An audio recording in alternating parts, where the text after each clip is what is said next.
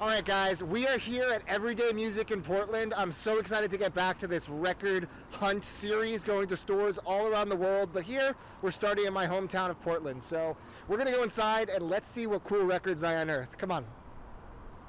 Everyday Music is Portland's answer to Amoeba. While it isn't as big, it's probably tied for the largest store in town. Their new arrivals bin is frequently rotating, and they represent just about every genre of music. While they have a large array of CDs, their vinyl sections are also colossal. And they have a solid sale and discount area too. Overall, their prices are very fair, and I'm always walking out of the store shocked at how little I paid for at least one thing from my haul.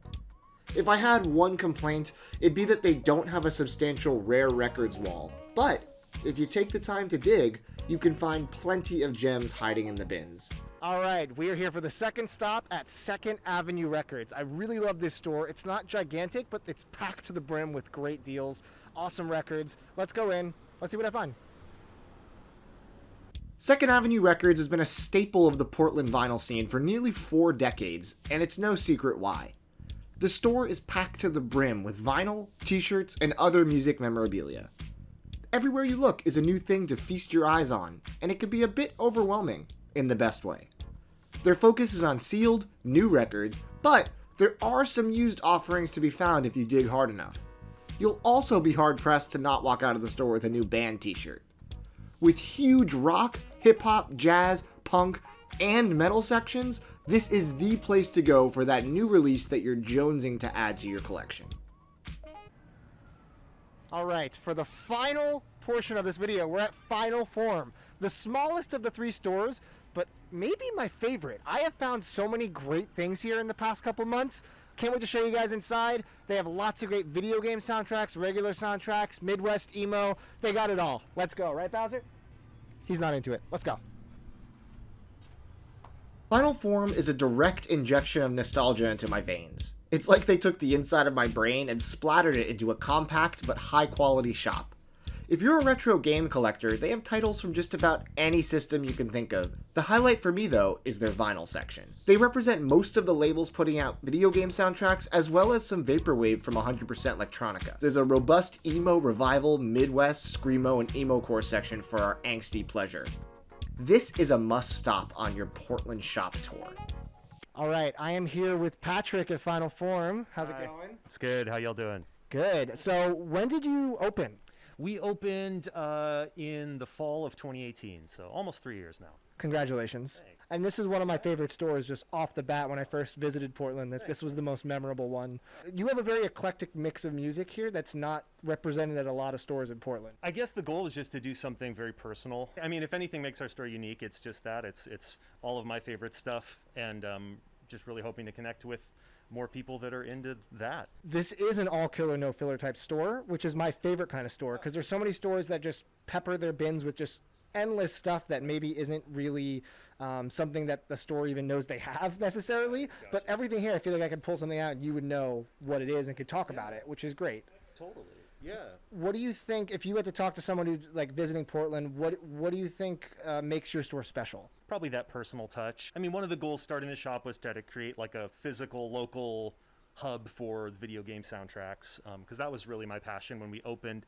And then also combine that with game collecting, retro games in particular. So yeah, it's a place for anyone who is passionate about records and video games, one or the other, and who wants to talk about that stuff.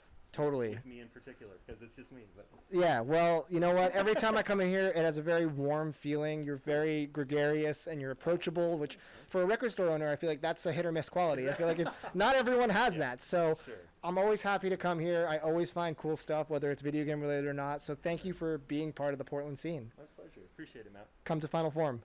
Thanks, y'all. All right, so I figured, as we're ringing up my haul, you can maybe talk about these records. We just talked about how you have like some connection to a lot of these. Right, so yeah, absolutely. Yeah. First one I had is Dentel, Life is Full of Possibilities. It's one I've always wanted to pick up. I'm not intimately familiar, but I like what he does, like the down tempo kind of like songwriter stuff. Exactly, and I'm not super familiar with this record in particular, but I do like that vibe for sure. Yeah. Yeah, this one you've got underneath here, these two, though, these really... Yeah, let's talk about them. Yeah, these appeal, I mean... So the frames, longitude. Yeah, absolutely. I mean, this is a great collection by the Frames, which, of course, is Glenn Hansard from Once fame. But it's a great band, really underrated band, I think, still. And is he also in the Swell season? Yeah, exactly. Yeah, he has so many projects. It's crazy. Yeah. This one's pretty like, is he Irish or Scottish? He's Irish. Irish. So it's like very Irish kind of like singer-songwritery stuff, right? Exactly. Which real is great. Energetic, really impassioned, and this is actually kind of a greatest hits of their stuff. So cool. It's a really nice. I didn't know that. Yeah. That's great. I don't know them intimately. I know a lot of Glenn stuff a little more than that. So it's cool. This will be like a crash course to get into them. Perfect place to start, and also perfect place to start with Turnover. Tell me a little more about Turnover, because I have a buddy who turned me on to them. The album, I believe, after this with like the pink and the tropical. It's a little more like it almost has like some vaporwave elements at times to it. Yeah, they've definitely taken some turns with the songwriting, which I think is great. But this will always be my favorite. I think the one before this, their debut album, is amazing as well. But this is great. I mean, it sort of combines sort of like a emo revival sort of songwriting approach with I don't know, I always describe it as like a capture tracks aesthetic, sort of like a gauzy sort of... It's funny, because when you say capture tracks, it brings me right back to when I first started collecting, and I feel like I was so excited to get like the new Mac DeMarco and the new like Wild Nothing, and like all that stuff was like so integral to me beginning to collect records. Yeah. So it's cool that this is going to be like almost like a throwback to that. Yeah, this will feel right at home with sort of like a bit of a sad, somber, like breakup sort of vibe. So this one. That's my vibe. For sure. Cool. Well, great choices, as always, I find great stuff here. So stoked to go home and listen. Right on, man. So I didn't shoot my haul in the other stores because they were pretty crowded and I didn't want to bother anyone, and I also didn't want the music of the store to interfere. So I came home. I'll show you what I got at Every Day and at Second Ave. Every Day I found a bunch of really cool stuff. The first thing I found is Nina Cherry and the Cherry Thing.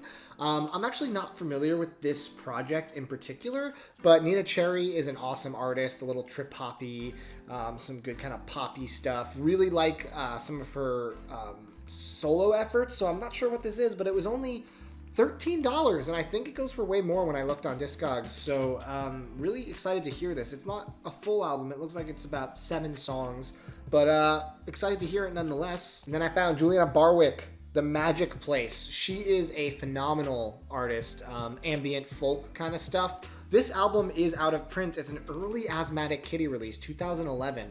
So really excited to hear this. I don't know this album in particular, but Juliana has this really amazing kind of magical quality about her music, hence the name The Magic Place, and excited to hear this as well. Stone Sour. So maybe a guilty pleasure for some. For me, I've been really into this lately. I've been getting heavily into Slipknot, and Corey Taylor is the singer of Slipknot and Stone Sour. Really good alt-rock stuff. His voice is killer.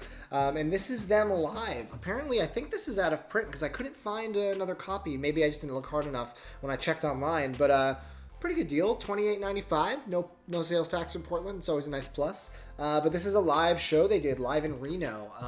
Solid set of songs, mixed up a bunch of their songs from different albums. So yeah, excited to hear this. I'm on the Corey Taylor kick right now. And then I got Hannah Georges, who is someone that I'm not as familiar with. I have her most recent record, and I fell into it because she has a song with Matt Berninger, the singer of The National, which is my favorite band. If you guys don't know that, this must be your first video on the channel. I'm excited to hear some of her earlier work. She has a fantastic voice, and I believe this is also an out-of-print record.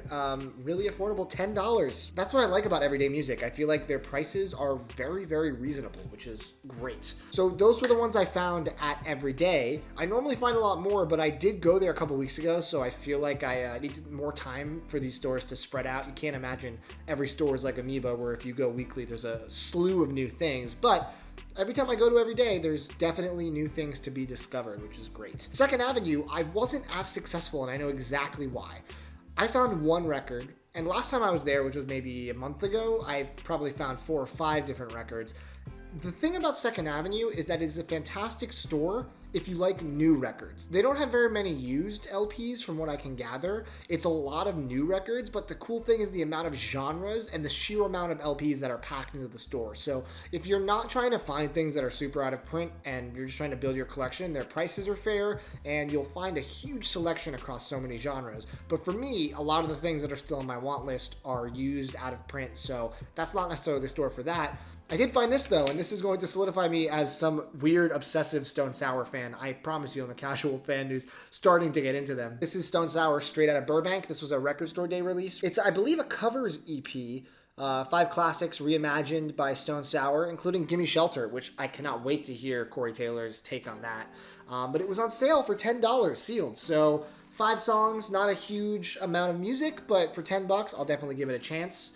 But yeah, good store. Next time I need something that's new, I'm definitely hitting up Second Ave. So that was my haul from these first 3 stores in Portland. There's got to be 15 plus great stores, so I'm going to do more iterations of this. If you guys like this video, please leave a comment with any questions you have about the stores, any other stores you think I should hit in Portland, and actually any stores that I should go to anywhere. If your town has a bunch of great stores, let me know in the comments, because we're going to be doing a lot of traveling for this channel and trying out all the stuff that different cities have to offer when it comes to vinyl. So I'm looking forward to bringing that content to you guys, and hopefully you guys love it as much as I love making it. Thank you so much for watching. More coming soon. Take it easy.